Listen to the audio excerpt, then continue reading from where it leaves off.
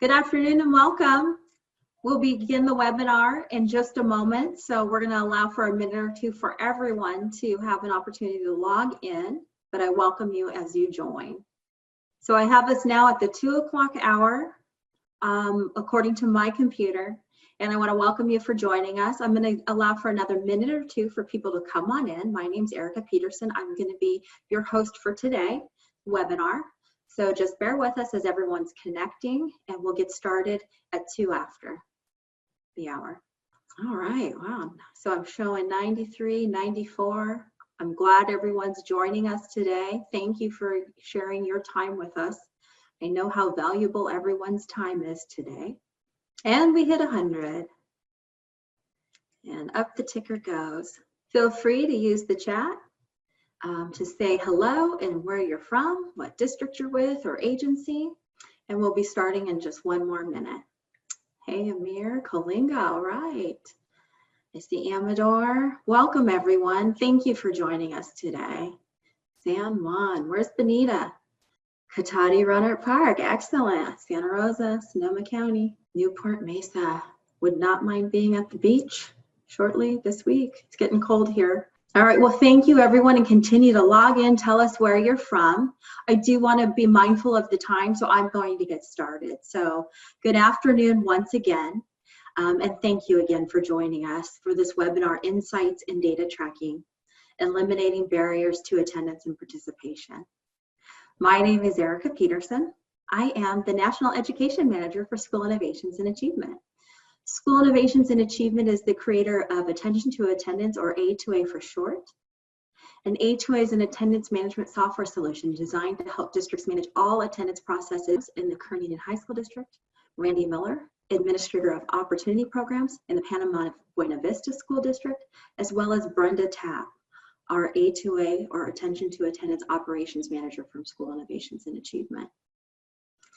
Today, we hope you enjoy our discussion with these expert practitioners about tracking and using student participation and attendance data to identify and provide supports for students who have not been reached, to increase parent engagement and build relationships with families. 2 people monitoring chat, so if possible, they'll try to answer questions. But we're also going to have questions that we're going to synthesize into common themes. And if time permits, we will answer those at the end. Our panelists have a wealth of attendance source who will be talking about the importance of monitoring absenteeism during COVID-19. Thank you so much. Hedy? It's such a pleasure to be here, Erica. And to join you in this webinar, why don't you go to the next slide? I want to just lay out a little bit of the big context here. I think it's important as we dive into this to think about how we have used attendance data and how that should guide action, particularly during these very challenging times. So historically, especially here in California, we've been one of the ADA funded states, so we've used attendance to allocate funding.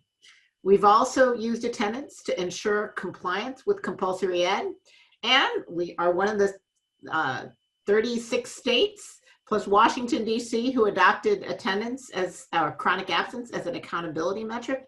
So those are all 3 things that we've used attendance for. And one of the things about those 3 uses, those are all 3 uses which make us want to say that kids are here, right? Because you want to have funding, you don't want kids to go to court, and you don't want to be deemed as not a good school. Right now, though, attendance is changing a lot.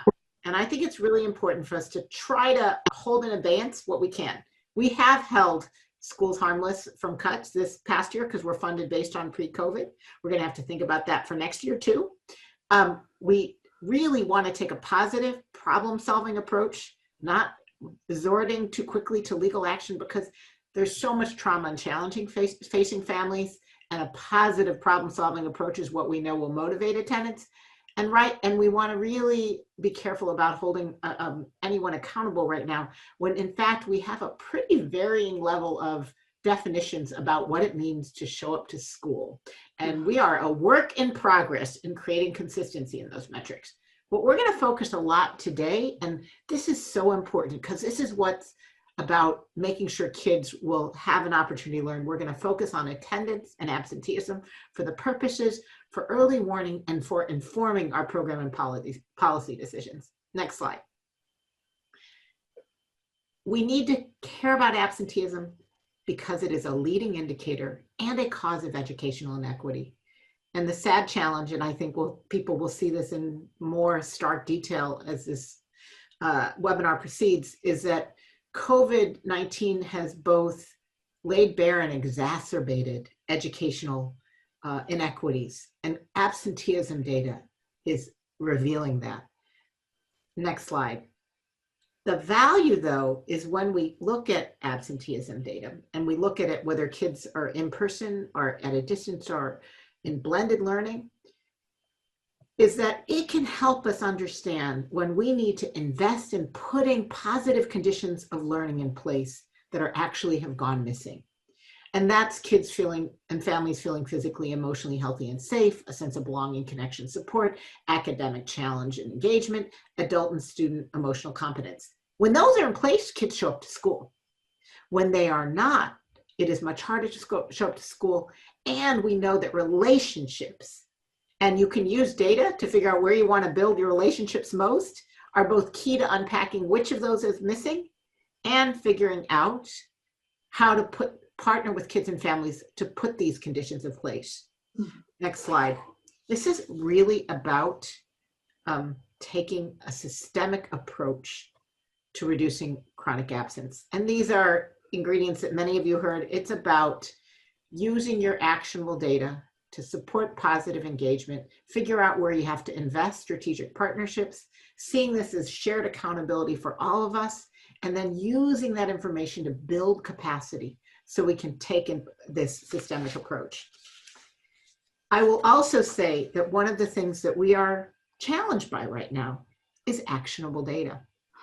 We need data from this first month of school to really figure out who's missing too much school, where are investments needed. And what I'm so appreciative is that SINI is helping us out to start to put in place that actionable data, which is needed more than ever before. Thank you, Hedy. And I appreciate you framing today's discussion and highlighting the critical value of absence data. Attendance is so vital to student success and achievement that SINA was asked by the Department of Education to analyze preliminary chronic absence patterns and trends this school year, using a sample of our California Attention to Attendance district partners. And I have to tell you, folks, that the data is eye-opening and even a little disheartening, but ultimately expected. Traditional school practice were literally upended overnight this year. To walk you through our key findings of the information that we provided in briefing the state superintendent, there's a few things I need you to understand about how we view chronic absenteeism in the report that we prepared. So I want to share with you how we calculate chronic absence because it differs from the California dashboard in a few significant ways. So we calculate chronic absentee differently because we include all grade levels, all students. So pre-K, TK, all the way high school grades 12 through 9. And as many of you know, the California dashboard is looking at K through 8. Our chronic absence rate includes all actively enrolled students, as well as all students regardless of how many days enrolled. We don't have a minimum. We certainly have the minimum of 10% or more, which is the definition of chronic absence, but we don't have that 30-day enrollment requirement that the dashboard uses. And A2A calculates on a day equivalent, meaning that we include all day absences, which we traditionally see at the elementary level, as well as weighting partial day absences, which is more common in the secondary grades. So based on these differences, the A2A chronic absence rates include a huge swath of students that the dashboard may not be reporting. And so that's important to understand because even with all of those considerations, what I want you to know is that typically A2A district chronic absence rates are lower than state averages. In fact, our A2A partners outperform the state averages in chronic absenteeism when we look at the dashboard. For example, when we compare 2017-18 to 2018-19, our last full school years, before everything happened. For the data that we have, as a state in California, chronic absenteeism increased by a rate of 8.11% for K through 12 and 11.96%, almost 12% for K-8 students. By way of comparison, our HOA partners, their chronic absentee rates went down for that same time period.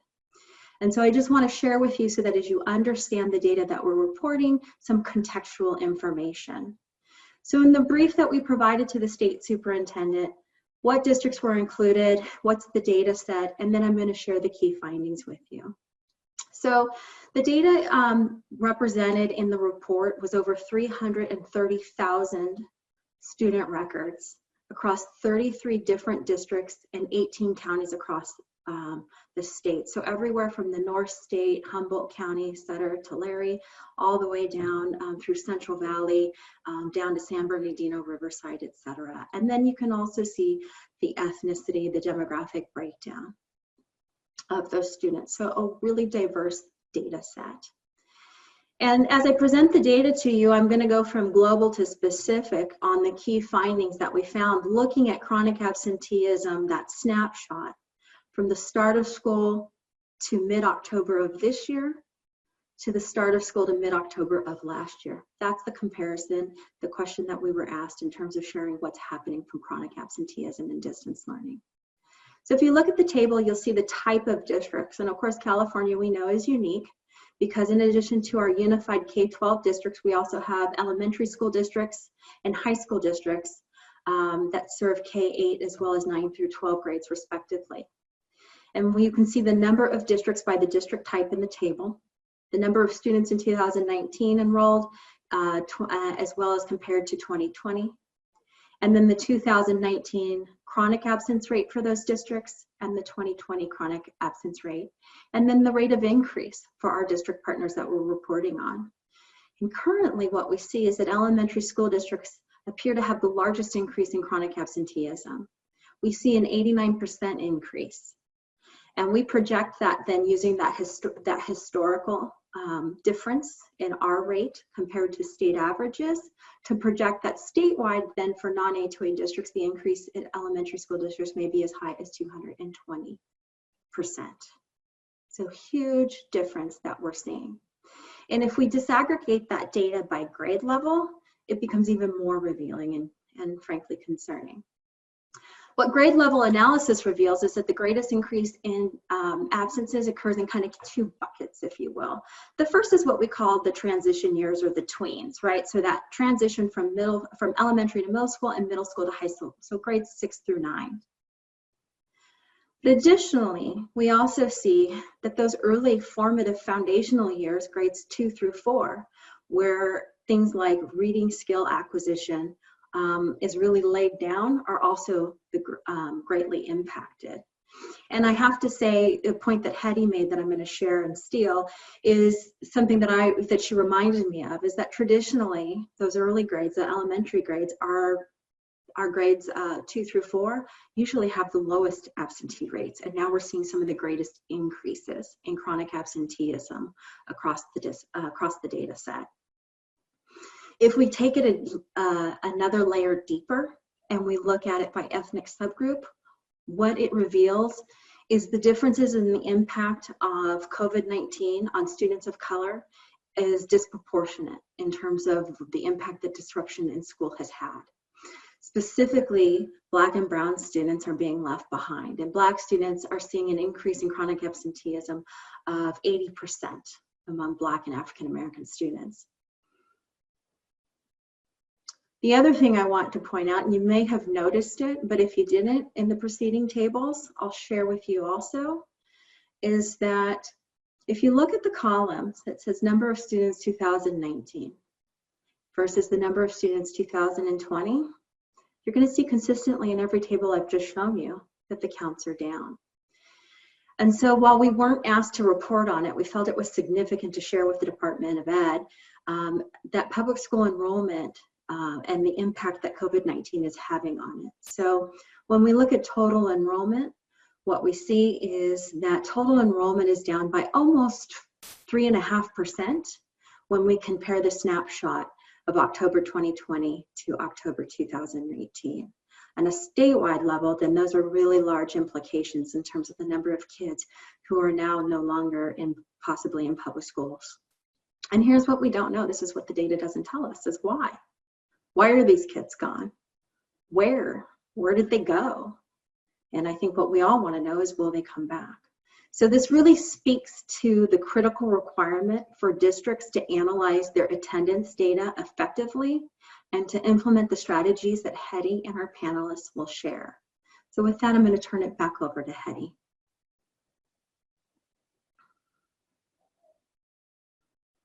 Unmuting is always helpful.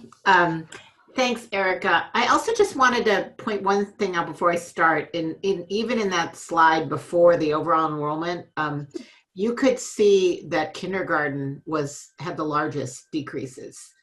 In enrollment, I think. And when you were by grade level, gotcha. Yeah. It was showing the largest levels of shifts in enrollment are actually in the kindergarten grades. And I just think this is something that we're going to have to think about, because if we're losing our little ones in kindergarten, so these kids aren't chronically absent, they're just not enrolled in school, but then we have the other grades being chronically absent. This is really a challenge, because when kids don't learn to read by the end of third grade, then it's much more costly to bring them back in middle and high school.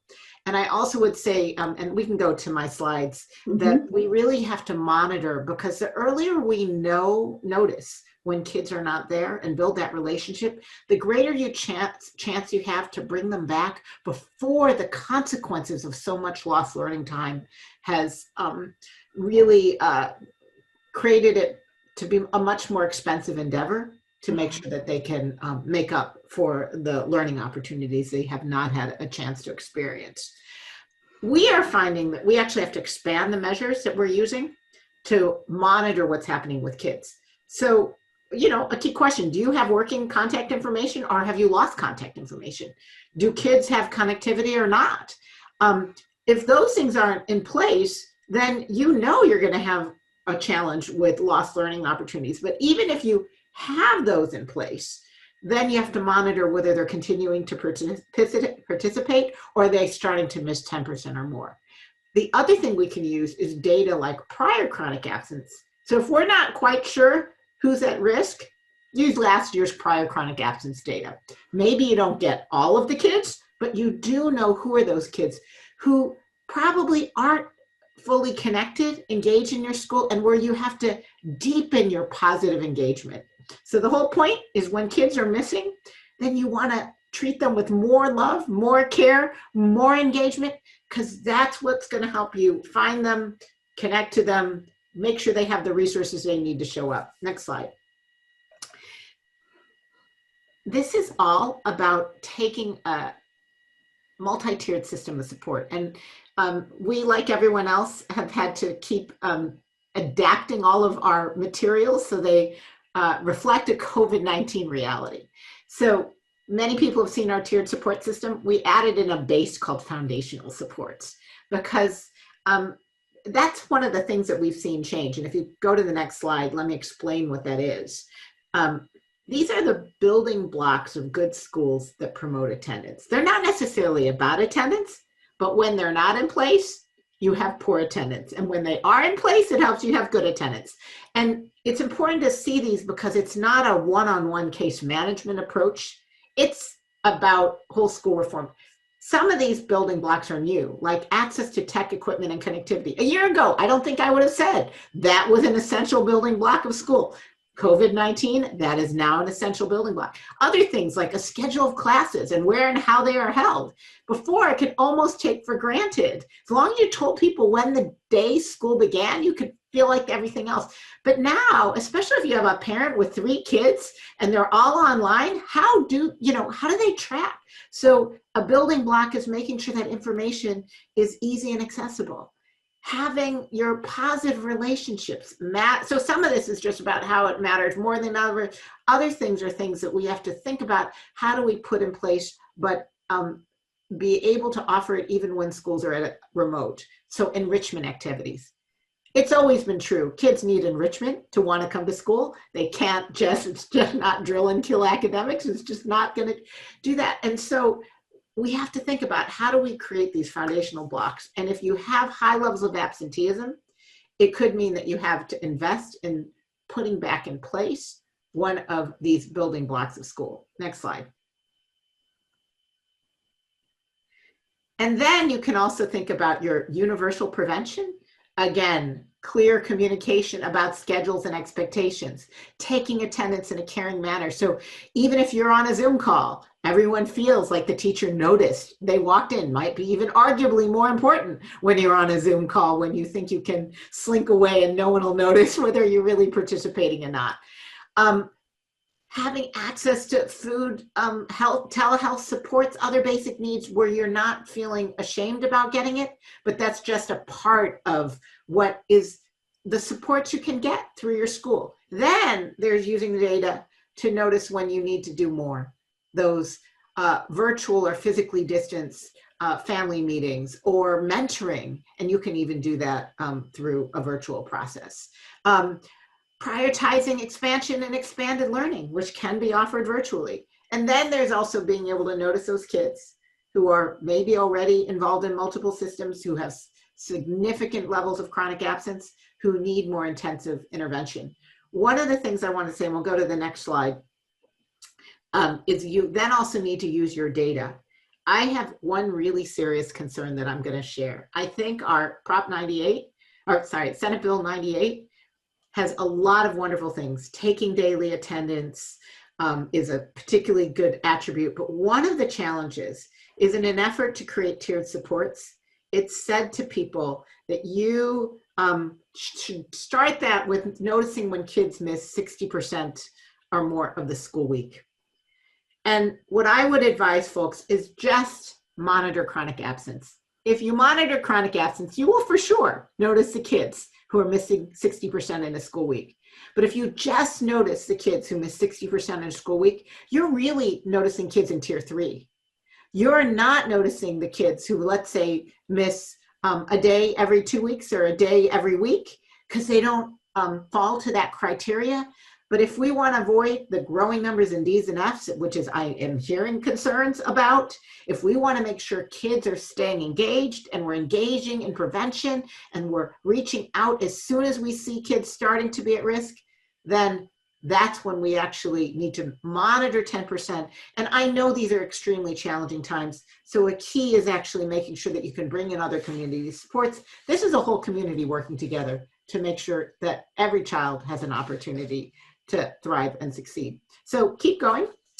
I want you to also think about, you want to use your data, this first month of school data, to figure out where the challenges are greatest. If we can't do everything, let's use our data to figure out who needs support the most. Disaggregate that by ethnicity, by grade, by home language, by disability, by zip code. Look at it in different modes. Sometimes kids are having trouble with synchronous, or maybe they are or asynchronous, or in person if that's what you're starting to do. Make sure you talk to kids and families so you can bring in their understanding of the challenges so that you can come up with real solutions. Next slide. And I really encourage folks, look at your first month of school. We don't have anything else yet. We don't have, there's a lot of other assessments that haven't happened, but we do and can see whether kids are missing school. And if they are, the other thing, you should just take another look. I do worry about the consistency of attendance data metrics right now, because I think we're going to have to learn from this about what are the best ways to take attendance.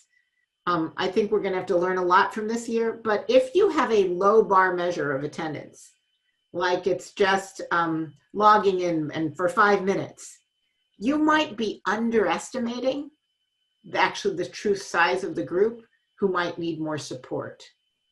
But I will still tell you, even with that, if a kid's missing 10% or more of all your learning opportunities, you know they need additional outreach and support. And that should activate early intervention and prevention. So thank you so much, Erica. Really appreciate the data that you have shared, which is truly a call to action, and look forward to hearing what our local partner, your local partners, are doing to take action with this data. Absolutely. Thank you, Hedy. You know, I hope that together we are building a case for everyone here joining us today about tracking data, looking at the data. And to continue on your point, it's important to talk about data, specifically an early look, and how it plays an essential role in supporting student success. You know, the thing we need to understand about data is not using data for data's sake. The reason you need to take a first look at your data is to evaluate your core processes, and it should be informing action. You know, attendance, just like at our instructional delivery model, attendance taking practices were turned on their head overnight. And so those had to be modified, and what we need to be able to evaluate is how are those processes working, and only by looking at the data can we determine that. Things we can ask: do we have the right attendance information to make decisions? Is it detailed enough? What insight is it giving us? What's it not telling us? It's really important to not hide issues, otherwise you can't fix them. So I always say we have to embrace the ugly, warts and all. And it's critical to understand that this is about students and achievement. So everyone loves our multi-tiered, everyone has a system of support, MTSS, and as Hedy shared, to be successful, districts have to have a process around attendance that's embedded into that multi-tiered system of support. That MTSS model for our district partners is under the umbrella of our program called the Achievement Initiative, and it includes the attention to attendance, or A2A software, where this data was pulled from. It includes professional development for staff at the campus and district level, with work supports provided by our A2A service team, leveraging positive communications with data analysis and reporting to increase parent engagement and ultimately student attendance. In using this framework, I'm now going to ask Brenda Tapp, A2A Operations Manager, to talk about the First Look Data Report. So Brenda, take it away. Thank you so much, Erica. So what I want to share today is talking about our First Look reports. So our A2A team is actively reaching out, meeting with our district partners to take a look at that early year data to determine if there's any red flags. That's what we're looking for right now. So we're looking at attendance. We're looking at the way the schools are utilizing our software program. We're looking to see if anything is standing out. Is there something where we need to make adjustments? And most importantly, we're looking at that attendance data to see if there are students that are struggling already with participating and attending on a daily basis. We know that this year, especially, we've got to take a look at the data earlier than we normally would, because we may need to do fine tuning or reallocate resources that we put in place for these students who are missing school. You can go ahead and go to the next slide, Erica. So I have the pleasure of working with the Kern County school districts. We're going to be speaking with Randy Miller and Brian Campbell in just a moment, and they're going to share their stories. But one thing that I really appreciate about Kern County is the collaboration. We know that it takes a village, right? And so multiple districts get together on a regular basis to talk about what they're seeing, what works, and share tools and share data. So what we are going to do today is share a PSA that was put out by Kern County for the school districts in Kern County to utilize. I think it's a great message and how we should be communicating with our families. And so we're going to show this video. It's just real short and quick. I think you're going to appreciate it. Distance learning will never replace the magic that happens inside physical classrooms. It's what we all aspire to return to when it is safe to do so. While our current reality is far from ideal, it is one we must embrace. As we begin the new school year, now more than ever, it is crucial that students are present, engaged, and supported in their distance learning programs. Parents, educators, students, let's make this our finest hour. Together, we can and must persevere to ensure our students do not fall further behind. Helpful resources for distance learning success can be found at kernstayinschool.org.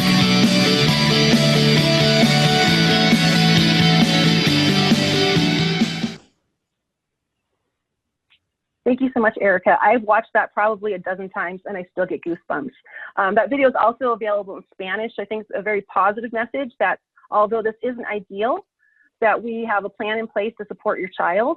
And now we're going to use, the districts are going to use your data to make sure that what we put in place is working. So if we can go ahead and go to the next slide.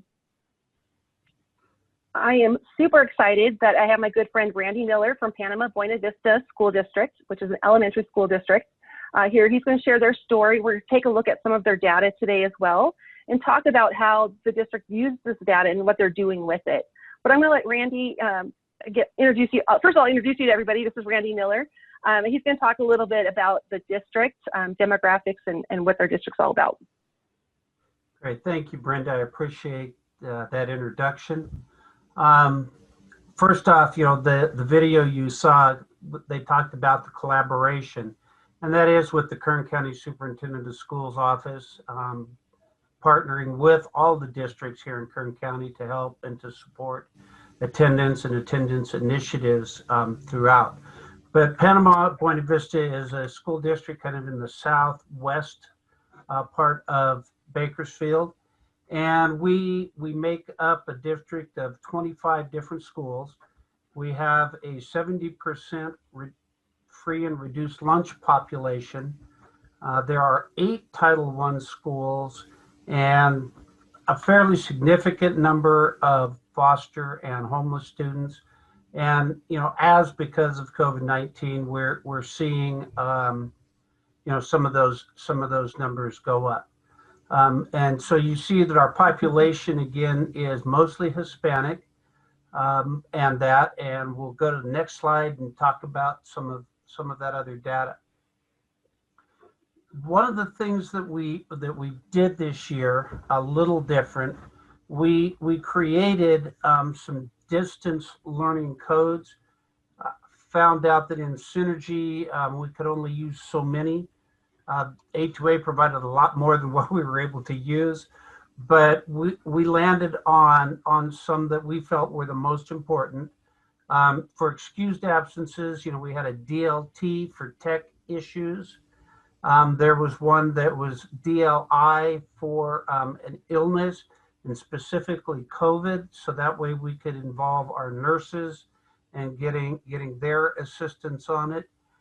We had, the kind of normal excuse, DL excuse for doctor, dentist, those normal things that kids usually miss. But then under the unexcused, we switched to what we called DLC, which was no contact. For whatever reason, we weren't able to get a hold of the parent, the students weren't logging in, whatever those reasons were. And we came up with one, DLR, refused to participate, and that might be the parent initiating that or the student, so that we could immediately follow up. And then obviously DLU, just unexcused, when none of the other codes would fit. Also, we changed our letters to reflect a more supportive stance, wanting to really help the parents. And I know it's probably hard to see along the side there, but I had the letters. We've got contacts again for if they have tech issues, if they have trouble accessing the learning support system, the platform. If there are mental health issues, we provided lots of different contacts for our parents, for our students, to get them involved. Next slide. And Randy, can I interrupt real quick? One thing I really appreciate about what you did, and it was one of our recommendations as well, is there's so much electronic communication going out right now. Some parents are getting overwhelmed. And so what Panama Buena Vista, as well as Kern Union High School District, we'll talk about in a moment, on the resources, it's not just another link or an app to go to. It's a phone number to a person who can help solve the problem, so we can have a conversation. And I think that's so critical. And one of those things that we're missing with all this learning off-campus technology is the lack of the connection. So your letters are very supportive, reminding the parent it's important. We miss their child, we're concerned, we want to help you, and here's somebody you can talk to if you need help. So So letters are awesome, and we're seeing the response rate of your families once they receive that letter is a very good response. Less than half are moving on to a second letter, which is phenomenal, especially in this time. Yep. Sorry to interrupt. I just had to call you out for that. Great job in your letters. Thank you for that. I do appreciate it. On the next slide that we have there is, student absences by type, and really there's not a big surprise with any of that. The most common, the distance learning unexcused, was pretty much that none of those other codes fit. But we did really look at trying to get students involved and parents involved, as well as staff involved. And so a lot of those unexcused absences, the things that you see there, we did a lot of home visits, even within the first week of school starting. We probably made close to 240 visits within the first week, just trying to solve if it was a tech problem, if it was, the student just didn't want to do it for whatever reason, the parents weren't buying into it, having trouble with the learning management system. We went pretty much and solved those problems right there on site, whether it was the principal, one of our IT people. We did a lot of different things to get the kids involved and get them reconnected using some type of a personal engagement. Next slide. So one of the benefits, well, transitioning over of accountability that they're creating new different attendance codes is we can identify the most common reasons students are missing, and then we can dig even deeper into that data to look, is there certain areas we really need to focus? So on this slide, we broke down that cannot be contacted attendance code by ethnicity. So there's one ethnic group that stood out over others. One thing that Randy and I thought was interesting but wasn't surprising, because he's working with the families, is if we look at the district demographic, we see that district-wide, about 9% of their students are Black or African American. But what stood out to us in the data is they account for 18% of the students who cannot be contacted. So Randy's going to share sort of what they found, some of the reasoning behind that, and that's where, again, they're taking action. They're taking their data and taking action with it. So if you share your story of what you're finding, that'd be great. The biggest thing that we found with those students and the families, a lot of it dealt around with not being able to be connected, some conductivity issues. And so one of the things that we did, I know our IT department partnered with Verizon. They provided roughly about 11,000 hotspots. And so we were taking and providing and putting hotspots into those, students' parents' hands so that they could solve that issue. And Randy, then I'm sorry, Randy, to interrupt you, if you're okay, I'm going to go ahead and share the next slide then that speaks to that tech issues. Is that okay? Okay. Okay, so that people know exactly what you're referring to. Oh, okay. Yeah, and then one of the other things that we did, because we knew that students were not being connected, and or the parents were working and had trouble, they wanted to be around when the kids were doing the work. So what we did was our extended learning offered and continues to offer tutoring and it's staffed by phone. So they call in, it's a live body, live teacher, and they provide support to the student, answering the questions about maybe that they're struggling with. And if need be, they'll connect with them via Zoom to help solve those issues. So we're taking a lot of steps to try to stay connected. Next slide. Okay. So I'm going to start off with this one, Randy. So when we first ran the data, I'm going to hand it off to you for sure. what we do is, first of all, we take a look at overall student enrollment and what the attendance looks like. So as of October, we looked at students, looked at how many days of school they missed, and then put them in a category or bucket. So I'm sure we're all familiar with chronic absenteeism, in which this case, 671 students showed as chronic, 554, that red slice, were severely chronic. But you'll notice that huge green piece of the pie, which accounts for students with excellent attendance. Well, we all saw earlier the CDE report, attendance was not looking great. So something stood out immediately to myself and Randy and said, wow, you really have over 13 students that have not even missed a day of school. That's fantastic. And there was an issue that was identified. Again, data is not always pretty. We wish this was true. But what we did when we looked at this, I know, it's trying to be hopeful. What we did is we looked at this with Randy and we dug a little bit deeper. So this is from the 10,000 foot view.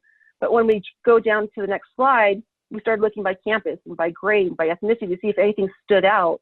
And that's where Randy's going to share what he found out about that huge, excellent proportion. I'd be doing backflips if our attendance was that good.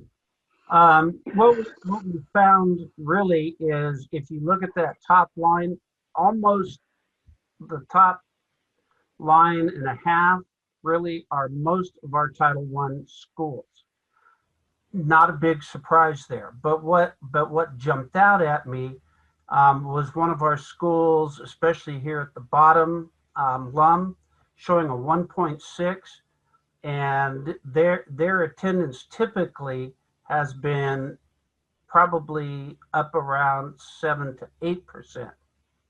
The other thing that jumped out at us was that Reagan at 0.05, they should be at least, and they are one of our higher performing schools. I will give them that, but they should be at least around two of our other junior highs, Warren and Tevis, at about 2.2 to 2.5. So what that basically told us was, and we went in and discovered that the school was basically, if the kid logged in, like Hedy said, for 2 seconds, they got counted for being there. And so, but they weren't accurately tracking the asynchronous learning. And so we kind of had to go back in and have a little, come to Jesus meeting with them and say, guys, this isn't going to fly. You really have to tighten this up. So, I'm kind of curious in seeing another month or so, another report, how much that has changed, because, we had to get the numbers are ugly, and we had to just meet it and face it head on and move on from there. And I think the benefit, though, is we caught that early. So the school may have had a misunderstanding of what the process was. And so meeting with them early in the year, being able to correct that process so that they will have the right data moving forward in the school year, so they can identify the students that really do need help. Yeah. So that's great. All right, Randy, thank you so much for sharing with the group today. I really appreciate it. Next, I'm going to invite my friend Brian Campoy from Kern Union High School District. We've partnered with him for many, many years. So I really appreciate his time today and him sharing his story as well with the group. We can go ahead to the next slide. So Kern Union High School District, I'm going to have Brian talk about his schools for just a few moments before we jump into his data and his plans. Thanks, Brenda. I'm the Director of Innovative Programs for the Kern High School District. Very brief about the Kern High School District. We are a high school only district serving around 42,000 students with an unduplicated rate of 72%. Kern High is comprised of 18 comprehensive schools. Number 19 is currently being built. 5 continuation schools and 2 regional occupation CTE schools. We also have an adult school as well. Next slide. As you can see from our attendance slide, we already, within the first 49 days of school, have generated over 50,000 interventions with over 36,000 parent communication pieces printed and mailed home. From those communications, you're able to notice that early intervention works. There's a big difference between those families getting the first letter and those receiving the second letter. Also, as looking at this data, don't forget that we are a high school district, so the students have multiple periods throughout the day, and our communication is based on missing a period and not just that all day code. And that's kind of important as we have multiple periods throughout the day. Next one. One thing I want to point out here, Brian, really quick before we move on is what you're pointing out about the drops from one letter to the next. What we look at when those letters are going out is, are the communications effective? And I think many districts going into the school year thought, we aren't going to send letters this year. There's so much going on with families. Are letters really necessary? Are auto delegate calls necessary this year? We're finding that they are, and we're finding that they're still effective. Because you can see those 20,000 students received a letter because they'd missed school without a valid reason on 3 days, and only 11,000 so far have gone on to the second letter. So we're seeing a huge reduction there. This just kind of cements back that we still need to keep that communication going with our families. And Brian, I know in addition to letters, you've got so much more that you're going to talk about today. But I think that's one takeaway, is that communication, even in lieu of all the craziness, is still critical. By letter, by phone, by text, by email, you can't over communicate during this time. And the data is already showing us that. So sorry, Brian, I had to interrupt on you. As the message has been, data, it's what you do with that data is key. If we're expecting change, we have to look at the data early and intervene quickly. So on that next slide, putting in different metrics and things that we look at. When looking at our district's data, there's a lot of information to use. It's not just the attendance codes, which are a big piece of it. What is that best information? What is the most important information?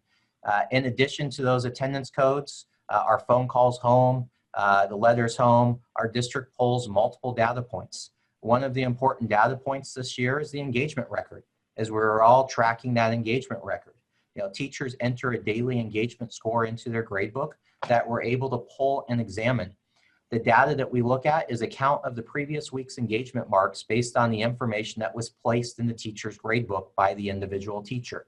Each teacher places daily a engagement score, kind of like a grade, but with 0 points for that grade.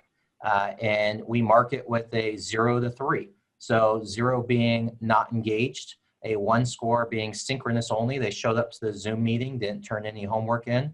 Asynchronous, they did their work and didn't show up to the meeting, or both. And then in that chart you see, we also total how many absent days that they have. So we're able to sum up the data.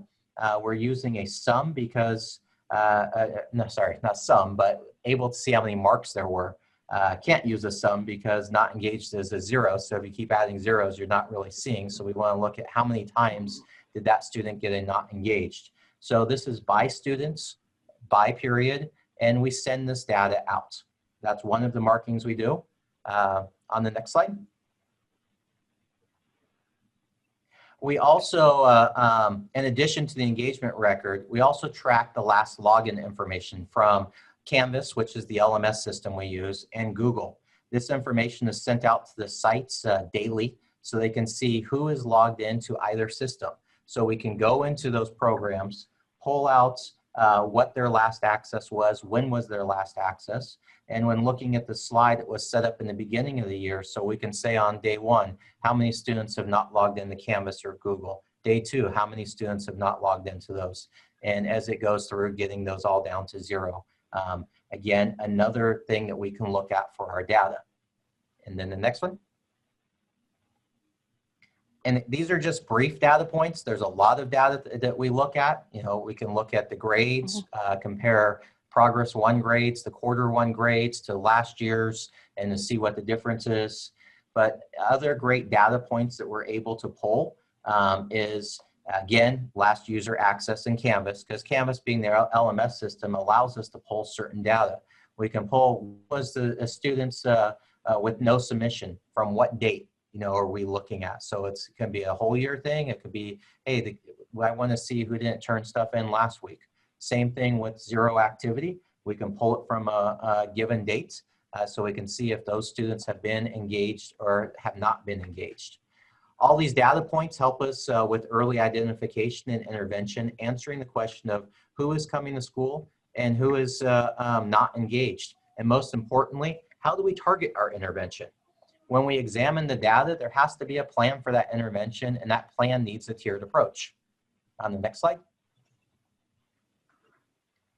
So just a brief overview of our tiered approach system. You know, first off, daily phone call. Students absent. I know from my son who missed a period the other day for a doctor's note. All three of our phones rang at one time. My wife's, mine, our house phone, to let us know our kid was absent. You know, but we have codes for both in-school absences and distance learning absences. So that message is different for those two types of absences.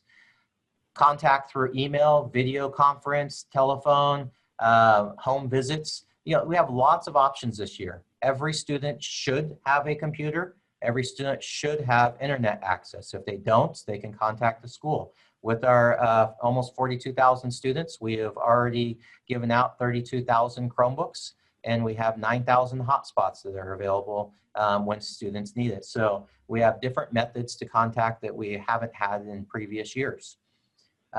Parent-student telephone calls, you know, we can always use that one. Attendance non-engagement letters. Again, two different types of letters. You saw what Randy had for a letter for the non-engagement, and you still have your traditional absent from class letters. Parent-student telephone conference. School site truancy teams deployed to the student's resident if the student is not logging in and the parent or student cannot be reached. And school site intervention will engage if the student and parent is, you know, not completing the work but is logging in. And district truancy team if we can't find the student, wherever that last known address is, you know, so we can help locate and figure out where that student is. So this year has not been too easy, but as educators, we can help support, you know, this new frontier and tackle timely intervention for attendance and engagement with all the data we have. Without looking at this data, we're only guessing what the issues are. So, you know, thank you for your time, and back to you, Brenda. No, thank you for sharing. I really appreciate both you and Randy sharing your stories. We know the data wasn't beautiful and wonderful like we wanted this year. We know we have a lot of work ahead of us, but again, we're not going into it blindly. We have the data to tell us where we need to go, what we need to do, which is awesome. So to kind of just takeaways today from the operations side, from A2A and from Randy and Brian, is really making sure that you're looking at data early and not just data for the sake of data that's actionable. So is the data telling you the story you need to know? And if it's not, then digging a little bit deeper. Can't turn a blind eye to it as much as we'd like to pretend we don't see or hear it. That's not going to help the students, because we know even off of last spring how far students were falling behind, and the data is not looking great so far this year as well. But there's still time to turn that around. So with that, I'm going to turn it back over to you, Erica. Thank you so much, everyone. Yeah, thank you. Thank you, Brian, Randy, and Brenda, for sharing not only what you're looking at, you know, what data points, but also how you are using it and leveraging it to connect with families in your community. You know, as we're kind of winding down in our hour here, there are promising practices for all that we have heard from everybody. And as I stated at the outset, our objective and our goal was to hope that you as attendees walk away with strategies to improve data collection, foster a welcoming school environment, and identify students in need of additional support through the use of data. We have promising practices for all, and I want to invite Hedy to come back on to share any final thoughts that she has, as well as we kind of conclude today and see if we can fit in some questions. Well, thank you so much. I guess my most important thing is how critical it is for us to really shift to positive problem solving for all of us, not both kids and families, but also educators and community partners. I also had a question, if I might take the liberty of asking Brian. I was wondering, because one of the challenges is, like, he's talking about using Canvas, which is a learning management system, but attendance is in student information systems. And one of the things I think that is challenging is, how do we do this without creating more burden for teachers? And I think that's requiring us to think about how do we use the learning management systems as well as the SIS systems. And I was wondering, have you found ways to integrate it? How do you do this so that you decrease the burden? You know, you make it easier for the educators to be noticing.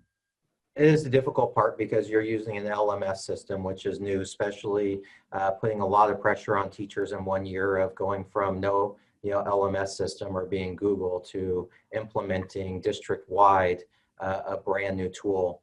The LMS system is our way of standardizing, because without the LMS, schools are not standardized in their approaches from teacher to teacher of how does a student get their homework, how does a student log in. We have been able to help a little bit with syncing grades to some extent, but with the attendance, correct, keeping it in our SIS system. So they can use Canvas to look at one thing that you said before, like logging in. It's not the best method, but it does show a method that the student was there, and integrate it with other programs like Zoom, where with Zoom, again, you can pull login attendance records from Zoom to see if a student is there. But there is no sync between an attendance, because most LMSs were not built to house an attendance program in them. So I'm going to suggest this is one of the areas where I think we all have to do a lot of work, because the one thing I know is teachers have more on their plates than ever before. So the goal is, how do we help make sure we get this data? And the one other thought I have about this, Erica, is these investments are going to be worth it. Yeah. In my view, blended learning is here to stay. And we have to move from a short term, oh, I'm just going to do enough to make it through the next month, right, to a long-term approach.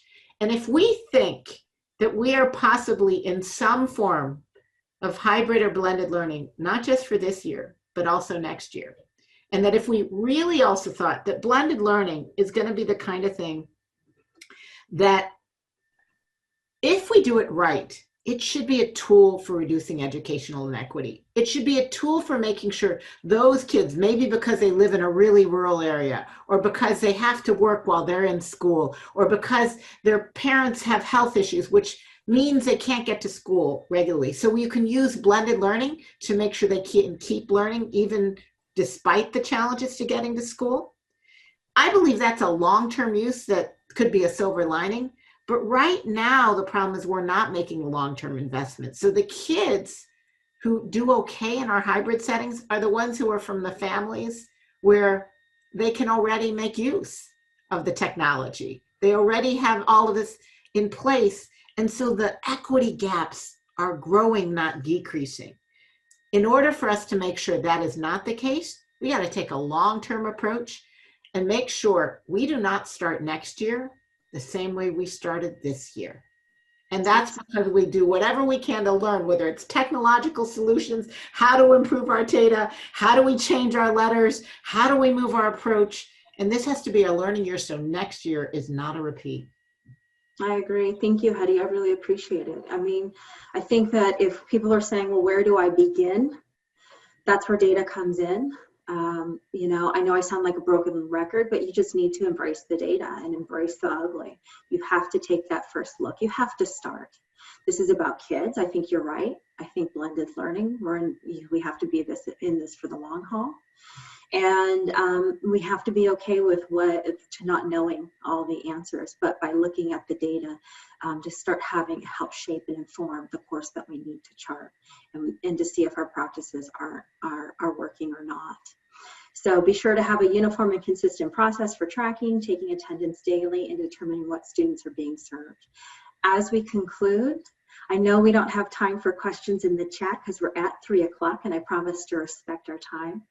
We are going to be sending out a follow-up by email to all registered attendees. First and foremost, though, I want to thank all of our panelists for joining us today. When we send that email out, we will also have those top questions that came out of the chat in an answer form, along with a link where you can access this webinar. So with all of that in mind, I want to thank everyone for joining us today. And we look forward to hearing and seeing where the data takes us as this conversation evolves. But thank you all again, and everyone have a great rest of your day today.